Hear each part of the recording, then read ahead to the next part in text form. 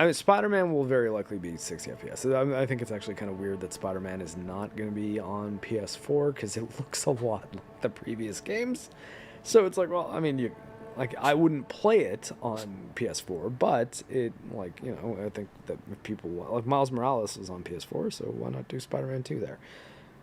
But if Final Fantasy VII Rebirth, let's see, what else? What are other, Final Fantasy VII Rebirth, any new, like, Sucker Punch game, like if they do a second Ghost of Tsushima or something like that, if those games have performance like Final Fantasy 16, where it's like, oh, you can play in the performance mode where it's 60 FPS sometimes, but kind of jumps all over the map and gives you headaches, or Ultra Motion Blur 30 FPS Super HD 4K ray tracing on our $600 machine. It's like, okay, like maybe just design the games differently.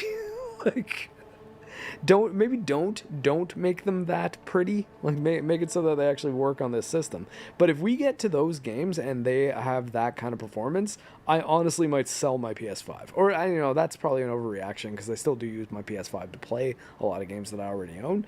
But I'll completely just disconnect from the PlayStation ecosystem because it's like, well, I will wait till your games are on PC, because now you're trying to make super pretty games that are PS6 games that you're just squeezing onto a PS5. And then when you start doing that as PS6 is coming out, you're going to have beautifully performing games with people saying, oh yeah, but it's cross-gen, so they couldn't unlock the true power of the PS6.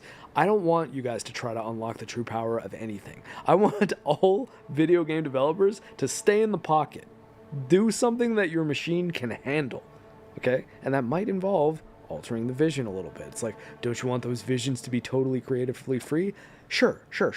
But design a game for the next generation of hardware if this one can't handle whatever your vision is, okay? Like, it's okay to say, yeah, I'm going to stay within the realm of tech that I'm staying in, or bite the bullet and just be like, yeah, no, this is just going to be on PC. We're not even going to do a console version because the consoles are not going to be able to handle what we are doing here. That's never going to happen, though, because games at that scale are probably not going to be profitable unless they're on every possible platform that they can be released on. But, yeah, I guess that's my video game industry rant for the day. Oh, you didn't like the first Spider-Man? I like it. I think it's pretty good. I like the story quite a lot, and that's kind of the thing I'm worried about in this one, because I got no idea what they're doing.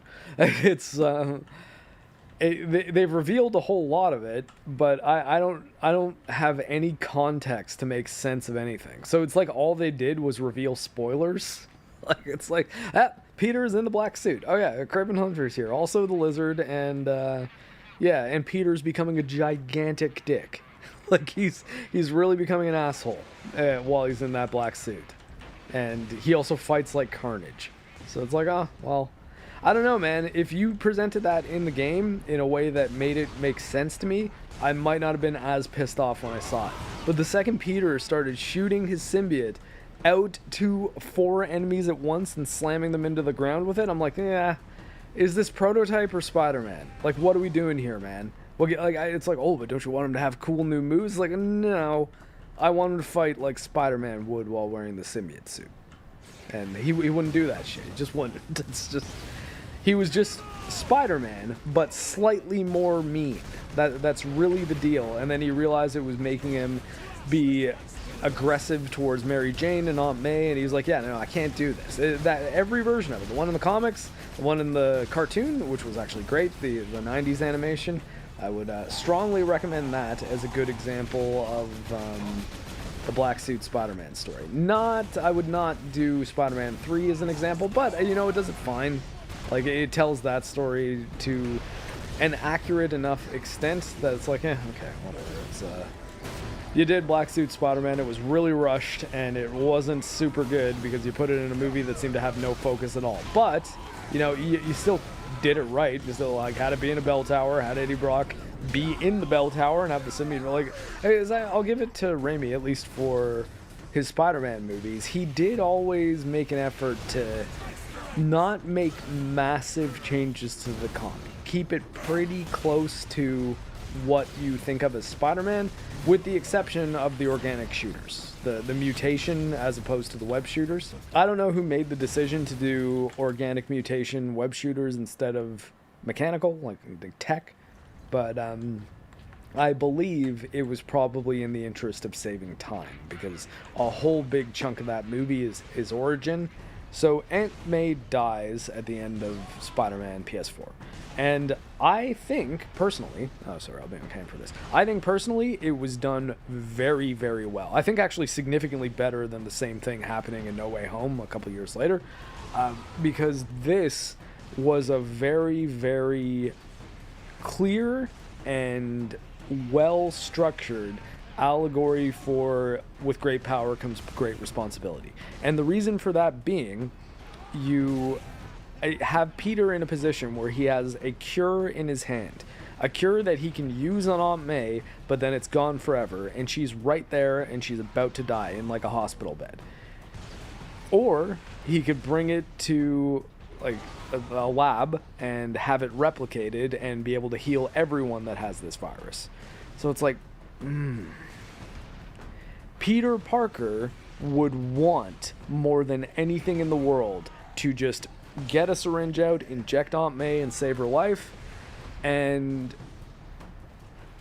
But Spider-Man knows, like, Peter, as he's developed into Spider-Man, it has the core to his being the words that Uncle Ben said to him.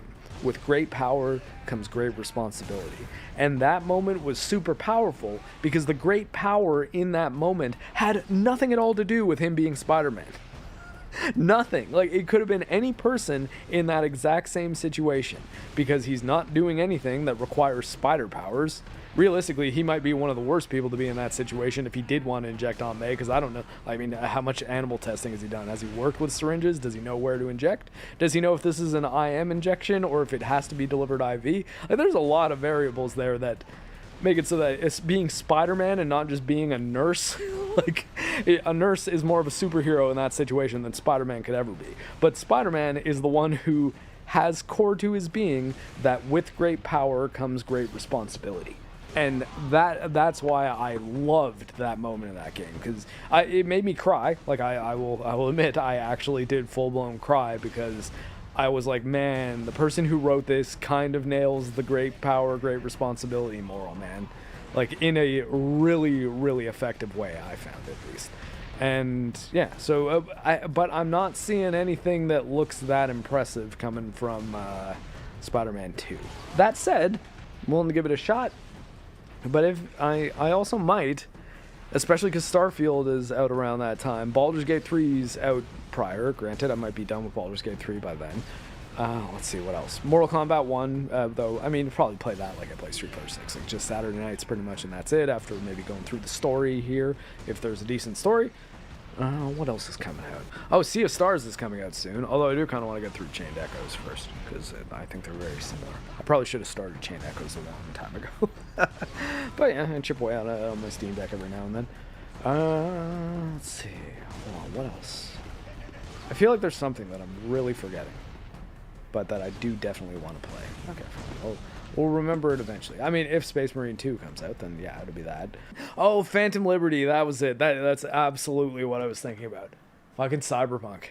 I gotta do it. I gotta play Cyberpunk Phantom Liberty. It's apparently like a massive update, and I'm the Cyberpunk shill, remember? But I have no code from them yet, CD Projekt Red. I've made 2 videos on your game, 2 very in-depth reviews as well, which are like tend to be my more high effort content, like the things that are actually pretty difficult for me to do, really.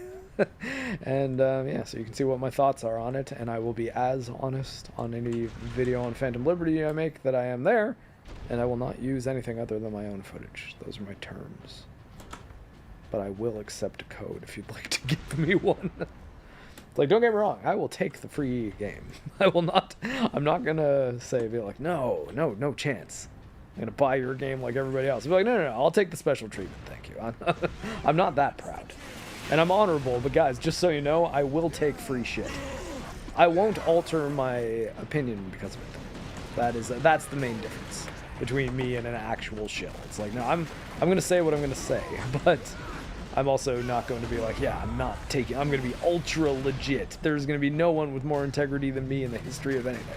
I'm like, no, reasonable amount of integrity. That's that's what I'm shooting for.